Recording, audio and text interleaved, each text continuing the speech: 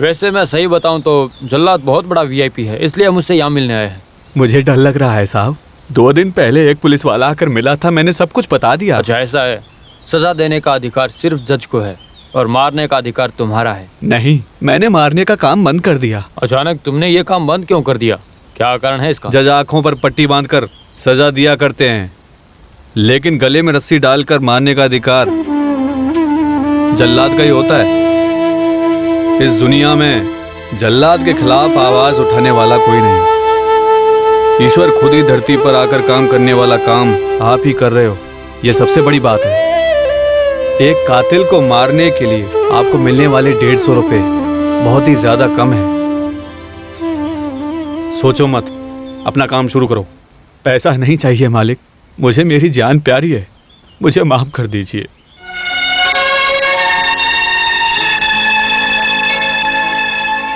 चलो चलते हैं।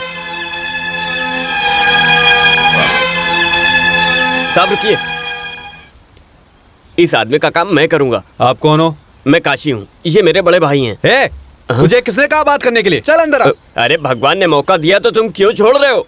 सारे गांव वाले पूछने लगे कि तुम्हारा भाई काम पर क्यों नहीं जाता। लोगों को मारने की खुशी और कहीं नहीं मिलेगी। तुम्हारा क्या है? तुम्हें तो पेंशन मिलता है। मैं आ रहा हूँ सर। इससे पहले तुमने किसी को मारा है? हाँ, मैंने बकरे को मारा है। मुझे फांसी पर कैसे लटकाना है ये मैं जानता हूँ, क्योंकि मैं भाई के साथ बहुत गया हूँ। पहले फांसी की रस्सी में मक्खन लगाना, रस्सी की ताकत को चेक करना, आदमी को पीछे से बांधना, ये सारा काम मैंने किया है। अगर आपको डाउट है तो आप मेरे भाई से पूछ लीजिए, लेकिन आप चिंता मत करिए। साहब ये पागल है। आप अंदर जाइए। मर्द हो तो हिम्मत होनी चाहिए, भले ही जान क्यों ना चली जाए, मगर अपनी वीरता को खोना नहीं चाहिए। मुक्ता महाराज ने हमें सिखाया है, ये हमारा खानदानी काम है। बहुत लोगों को मारने वाले हैदर को तुमने फांसी पर लटकाया, ऐसा इतिहास बनेगा। पूजा करके तैयार रहना, तो कल तुम्हें जोश नरीमन लेने आएगा। अरे सर, ये काम कल नहीं हो सकता। इस काम को करने के लिए 3 दिन की पूजा और हमारी भगवती देवी को एक मुर्गा पूजा में देना होगा। ठीक है, उसके बाद तैयार हो। ये रख लो। शुक्रिया सर।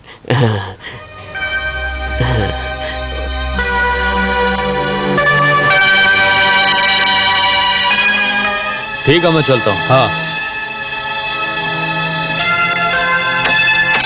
भद्रा, तुम्हें 3 दिन के लिए यहीं रहना होगा, सावधानी से रहना होगा। हाँ।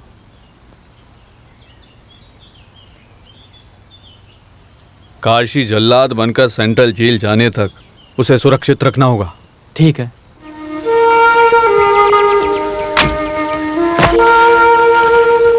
लो।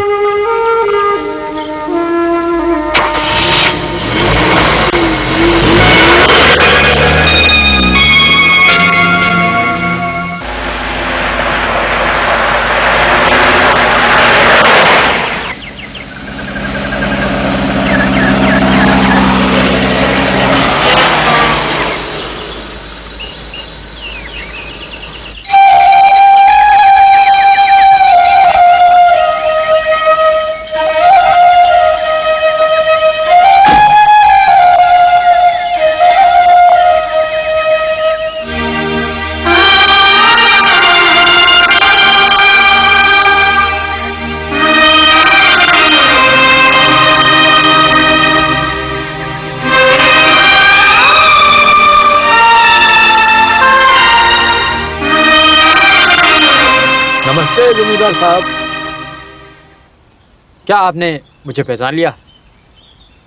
श्रीनाथ मडियार से हूँ मैं, ये कार खरीदने वाला। अभी आप पहचान गए, सही कह रहा हूँ ना? हाँ। सच कहूँ तो इस कार के आने से मेरी किस्मत ही बदल गई।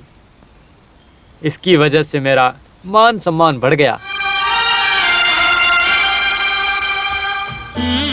भैया गाड़ी ट्राई करके देखिए। भाई सब ओके इसमें।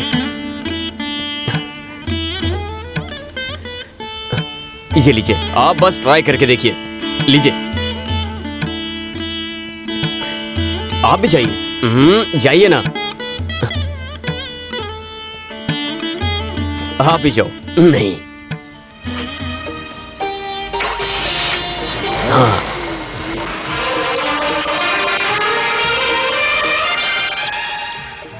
गाड़ी कैसी है? अच्छी है, लेकिन सारे नंबर जोड़े तो 8 आ रहा है। 9 होता तो अच्छा होता। कोई भी नंबर हो, क्या फर्क पड़ता मुनीम जी। ठीक है, मैंने तो ऐसे ही कह दिया। क्या आप भी? कैसी लगी? अच्छी है ना? गाड़ी बहुत अच्छी है। हाँ। पुजारी जी ने गाड़ी ली है, पूजा हाँ, करके ठीक दीजिए। है। पुजारी जी, हाँ, ये जिसने भजन गाया वो कौन है? वो कुंजा कन्नन की बेटी है।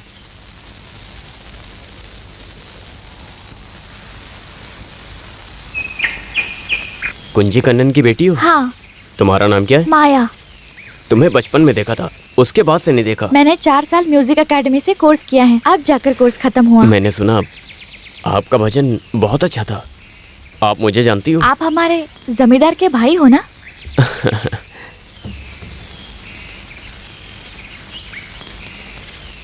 मैथिली दीदी से कहना मैंने याद किया। आप उन्हें जानती हैं? हाँ, अच्छे से जानती हूँ। हम मंड्यार के स्कूल में साथ में पढ़ते थे। अपनी शादी के बारे में मैथिली दीदी ने चिट्ठी लिखी थी। मेरा एग्जाम होने के कारण मैं नहीं आ पाई। जब हम स्कूल में पढ़ते थे, बड़े घोड़ा गाड़ी से जमींदार जाते थे, वो हम देखते थे। उस पर बैठने के लिए मैथिली दीदी हमेशा चाहती थी। हमारे जमींदार जी बहुत बड़े दिल वाले हैं।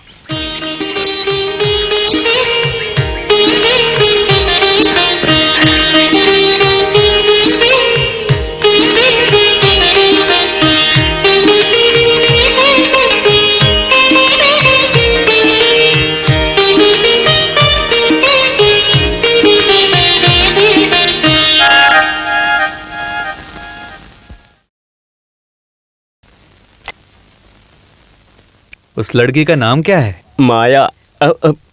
माया।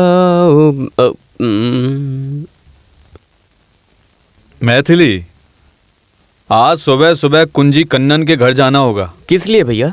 उससे संबंध के बारे में बात करने के लिए। तुम्हें कोई तकलीफ? मुझे कोई एतराज नहीं। किसके लिए? मैथिली, हमारे छोटे के लिए उस घर से लड़की ला सकते हैं क्या?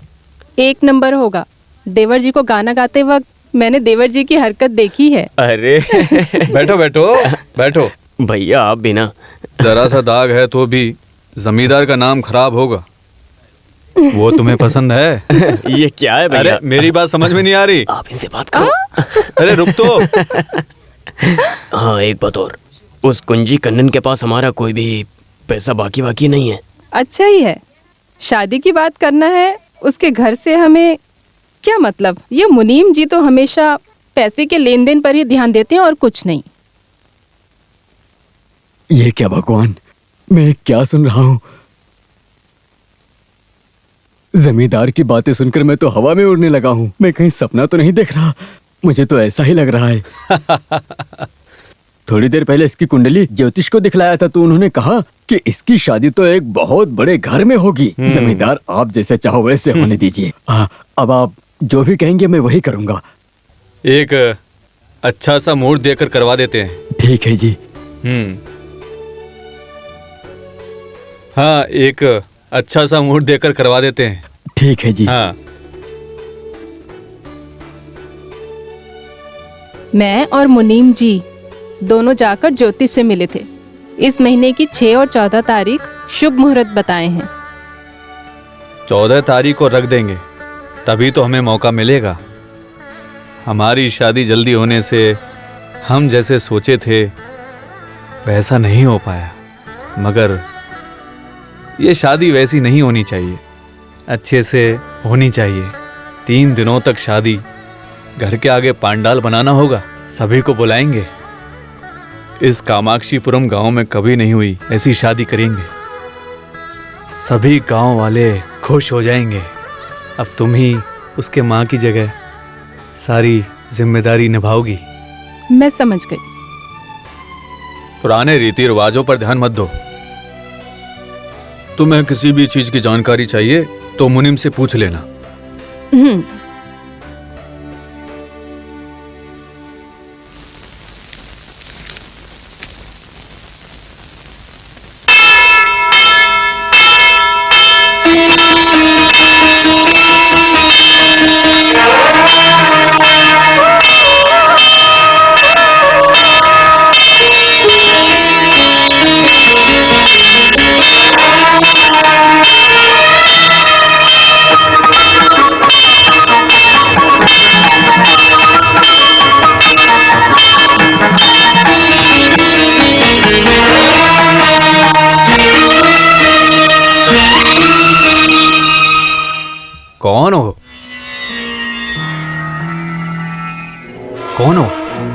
क्या चाहिए?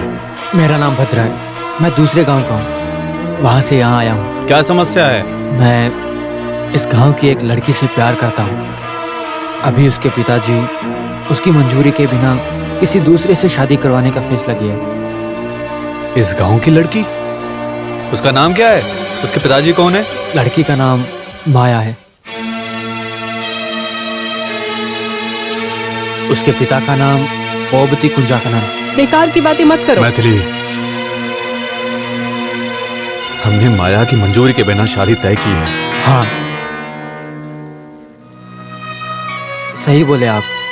मैं नौकरी इस गांव से बहुत दूर करता हूँ। माया की चिट्ठी मिलने के बाद मुझे सारी बातों का पता चल गया। मुझे उसके पिता से मिलने का कोई फायदा नहीं हुआ, इसलिए मैं आपसे मिलने आ गया। उसके बिना नहीं रह सकता, वो भी मेरे बिना नहीं रह सकती। आप हम दोनों को अलग मत होने देना। तुम्हारी सारी बातें सच हैं क्या? क्या आपको लगता है कि मैं झूठ बोलूंगा? मैं ऐसा बिल्कुल नहीं करूंगा। अगर उसने इनकार कर दिया तो? आप जो भी सजा दोगे मैं तैयार हूँ।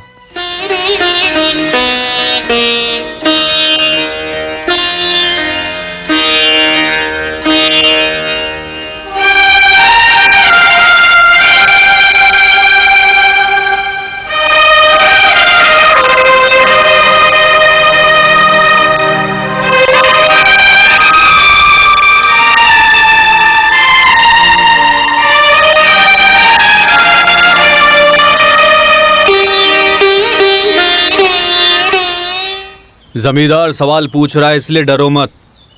शादी तय हो चुकी है, इस बात पर भी मत ध्यान दो। मुझे जानना है सच। इसने जो कहा सच है क्या? तुम दूसरों की बातों को आसानी से कैसे मान लेते हो? मैं कुंजाकन्नन से बात नहीं कर रहा। तुम किसी से डरो मत, खुलकर बोलो। भद्रराज ने जो बताया वो सारी बातें सच है।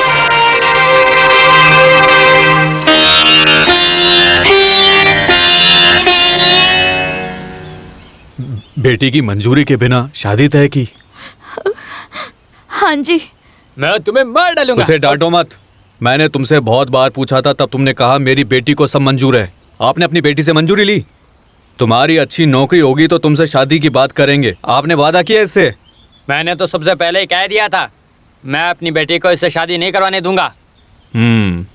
तुम इसके साथ शादी करने के लिए तैयार हो? मैं तैयार हूँ। जब तक मैं जिंदा हूँ ये शादी नहीं होगी।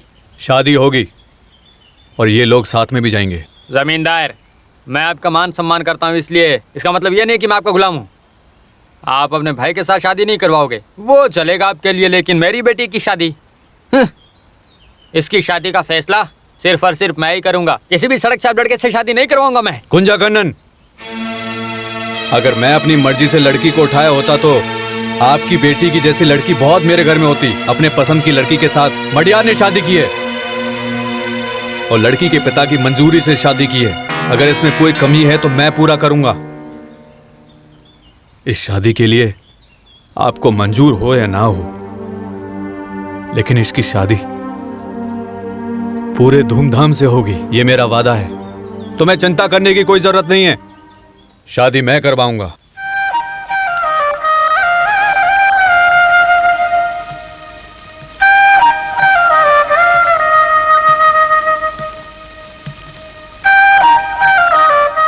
छोटे,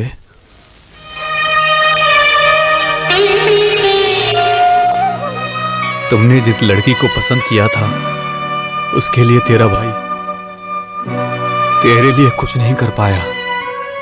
इसे भगवान का आशीर्वाद भी होना चाहिए। मेरी वजह से तुम्हारी शादी नहीं हो पाई। ये कैसी बात कर रहे हैं भाई? गलती मेरी है। उसके मन में क्या है ये जाने बिना मैंने फैसला कर लिया। भद्रा के आने के बाद भाई की जगह पर मैं होता तो शायद मैं भी यही फैसला करता। भाभी की मंजूरी से ही आपने ये शादी की, यह हमारे सम्मान की बात है।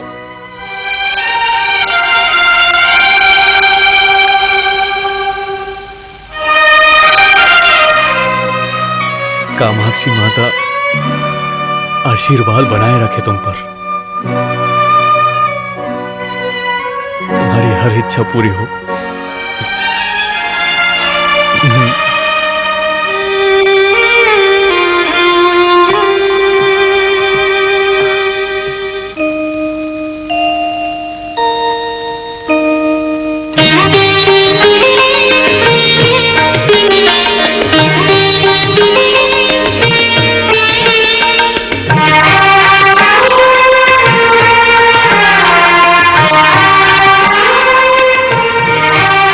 शादी में नहीं शामिल हुए, इससे दुखी मत हो।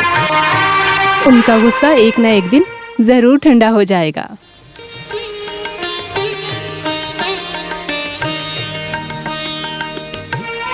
तुम दोनों हमेशा खुश रहो।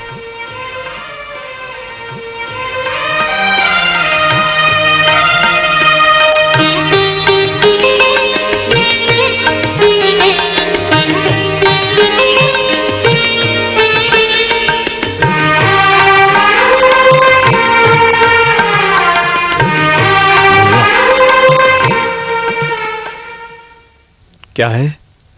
अब लंदन में मुझे MBA में एडमिशन मिला है।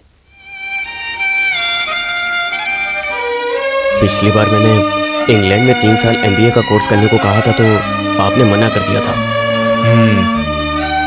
आज के ज़माने में इंग्लैंड में MBA में एडमिशन मिला तो बहुत भाग्य की बात है। तुम्हें गोद में बैठाकर कलम से लिखना पिताजी ने सिखाया है। अच्छा है, तब उन्होंने कहा था वीर सिंह को विदेश में पढ़ने का भाग्य है। ये बात मैं भूल गया। एक दिन भी मैंने तुम्हें अपने से दूर नहीं किया है, इसलिए मैंने तुम्हें मना कर दिया था। मगर आज सामने से आए मौके को ठुकराने वाला इंसान नहीं हूं। अभी तुम में बदलाव जरूरी है।